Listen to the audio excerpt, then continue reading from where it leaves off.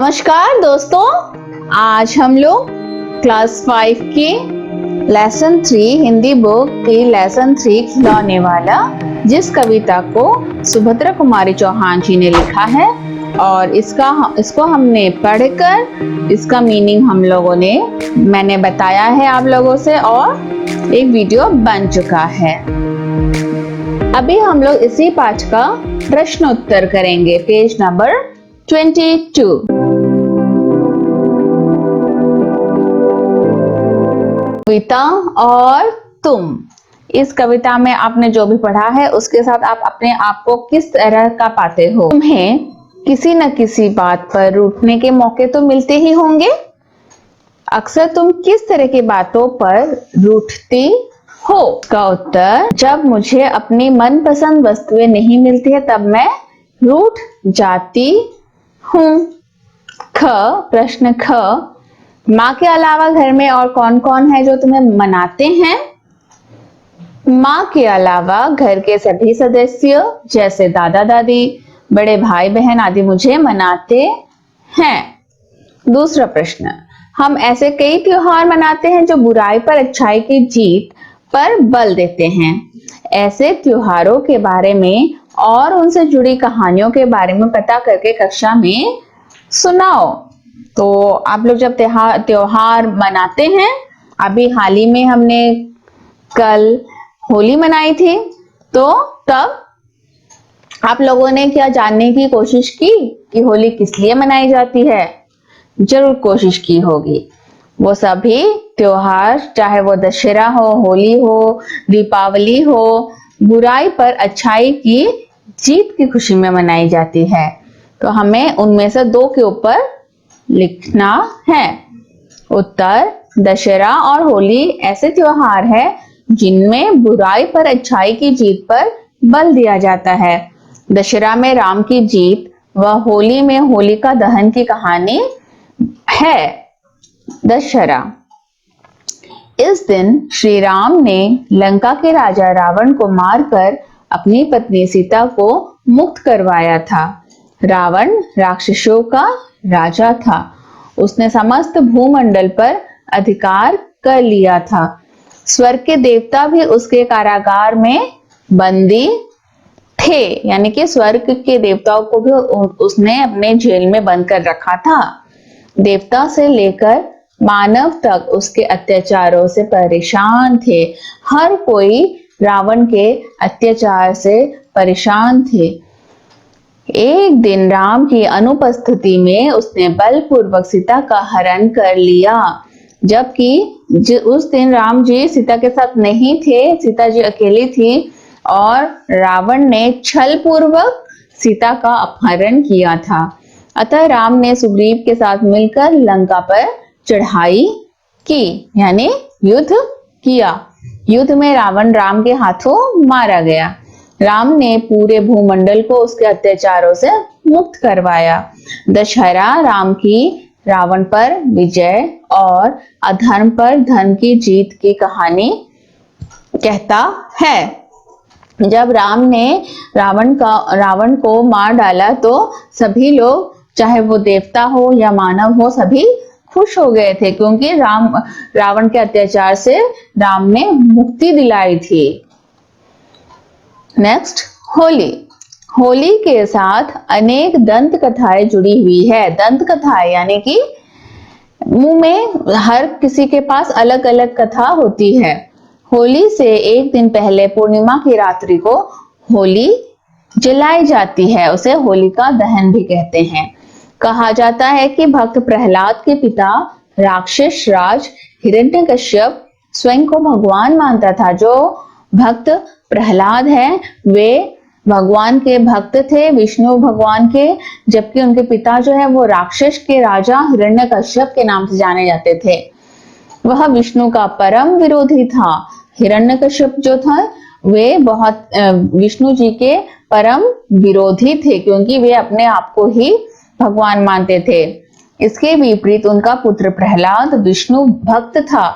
उसने प्रहलाद को विष्णु भक्ति करने से बहुत रोका, परंतु वे नहीं माने। हिरण्यकश्यप ने अपने बेटे प्रहलाद को विष्णु की भक्ति करने से रोका था, मगर प्रहलाद ने नहीं माना। अहंकारी हिरण्यकश्यप ने प्रहलाद को मारने के अनेक प्रयास किए, परंतु वे हर बार बच गए। हिरण्यकश्यप ने तंग आकर अपनी बहन होलिका से सहायता मांगी। होलिका अपने भाई की सहायता के लिए तैयार हो गई। होलिका को वरदान प्राप्त था कि उसे आग नहीं जला सकती है। होलिका जो है वो हिरण्यकश्यप की बहन है, जिससे हिरण्यकश्यप ने सहायता मांगी कि उसे गोदी में लेकर प्रहलाद को और आग में बैठ जाए ताकि प्रहलाद जल जाए। और क्योंकि होलिका को तो वरदान प्राप्त है कि वो आग में नहीं जलेगी, तो होलिका तो वैसे भी बच ही जाएगी। होलिका प्रहलाद को मारने की इच्छा लेकर चिता में जा बैठी। भगवान विष्णु की कृपा से प्रहलाद सुरक्षित बच गए, परंतु होलिका जलकर भस्म हो गई। उसी दिन से होलिका दहन किया जाता है।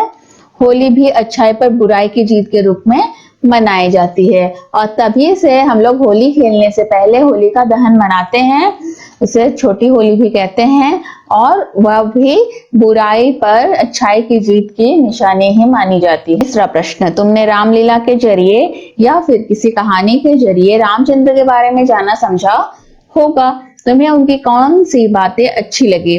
आप लोगों को पता है कि रामचंद्र जी जो है वे रामायण में ही उनके बारे में पढ़ने को मिलती है, और आपने बचपन में ये कहानी बहुत सुनी होगी। उसमें से कौन सी बातें आप लोगों को अच्छी लगी? जैसे कि हमें रामचंद्र की ये बातें अच्छी लगी है।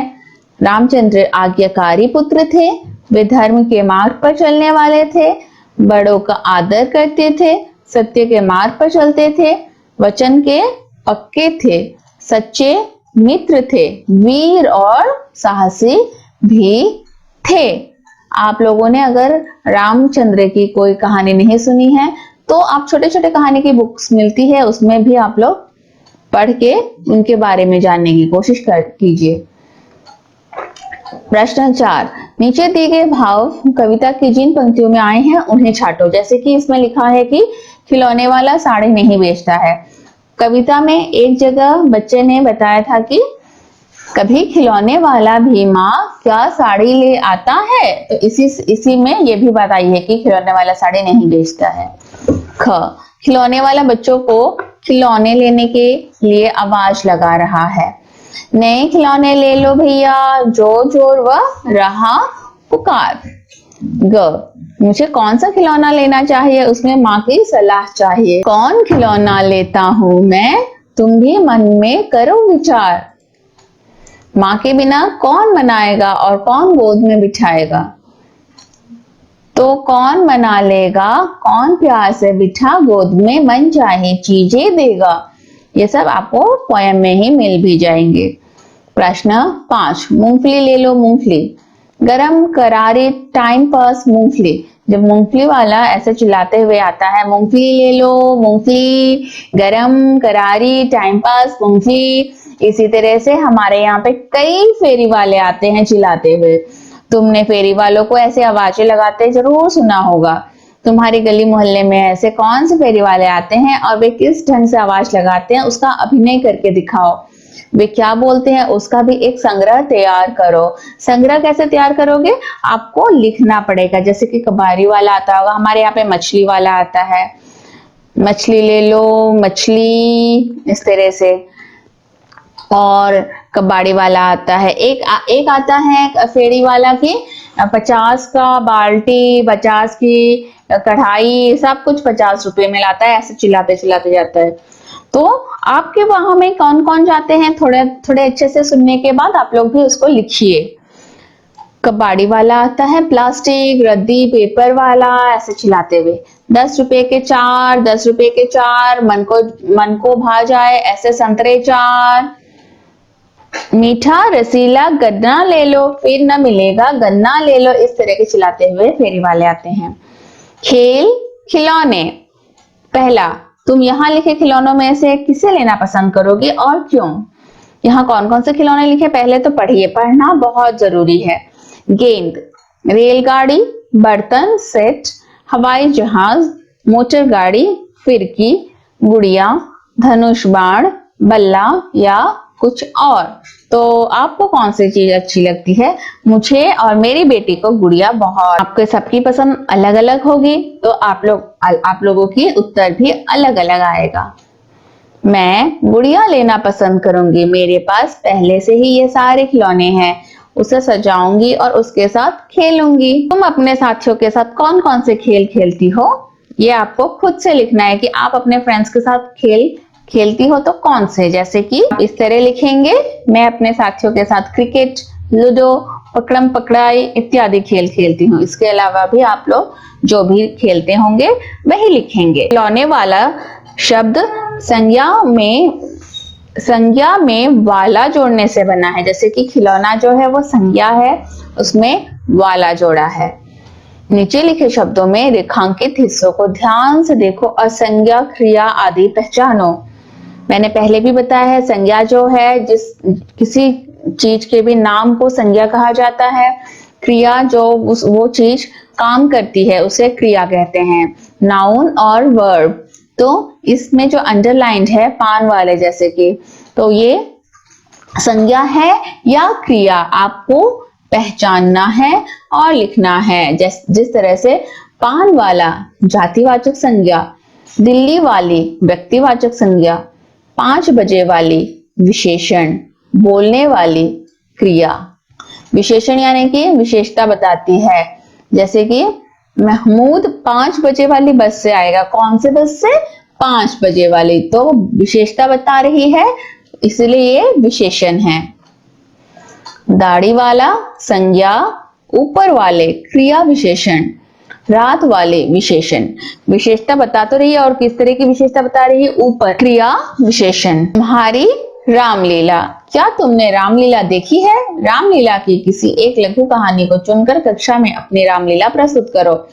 रामलीला अगर नहीं देखी है तो आप लोग, जैसे कि भरत और राम जी का जो मिलन हुआ था, जब भरत उनके पादुका यानी कि जो वो पैर में पहनने वाले चप्पल, उसे पादुका कहा जाता है, उसे लेकर वहां गए थे, राम के पास गए थे और राम को मनाने गए थे। उस कहानी को भी आप लोग पढ़ के समझ के लिख सकते हैं। हाँ, क्या तुमने रामलीला देखी है? रामलीला अगर नहीं देखी है तो मैंने जो कहा, जैसे कि राम और भरत की मेल मिलाप, तो राम और भरत के मिलाप की कहानी आपको स्वयं से लिखनी है। अगर आपको मुझे बताने के लिए कहेंगे कमेंट बॉक्स में, मैं बता सकती हूँ, लेकिन अभी इसको आपको स्वयं से करनी है। आप कमेंट कीजिए, मैं तब आपको अलग से वीडियो बताऊंगी। कविता में कथा, इस कविता में 3 नाम राम, कौशल्या और तारका आए हैं। ये तीनों नाम किस प्रसिद्ध कथा के पात्र है? हमें पता ही है कि ये तीनों नाम ही रामायण जो है एक प्रसिद्ध कथा, उसके ही पात्र है। ये तीनों पात्र रामायण के हैं। रामायण को रामचरितमानस के नाम से भी जाना जाता है। ख, यही रहूंगा कौशल्या, मैं तुमको यही बनाऊंगा, इन पंक्तियों का कथा से क्या संबंध है? उत्तर, इन पंक्तियों का कथा से संबंध है कि कविता का बच्चा अपनी माँ के पास रहना चाहता है।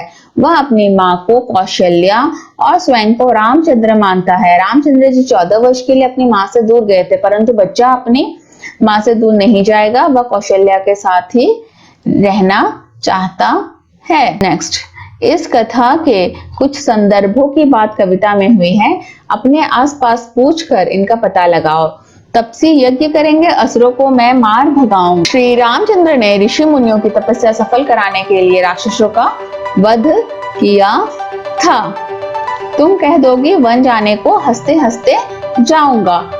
रामचंद्र जी अपने माता पिता की खुशी के लिए 14 वर्षों के लिए वन चले गए थे। इसके बाद एक कहानी है ईदगाह की, जिसे हम बाद में पढ़ेंगे और बताएंगे। तो ठीक है, खिलौने वाले लेसन का प्रश्न उत्तर यहीं समाप्त होता है।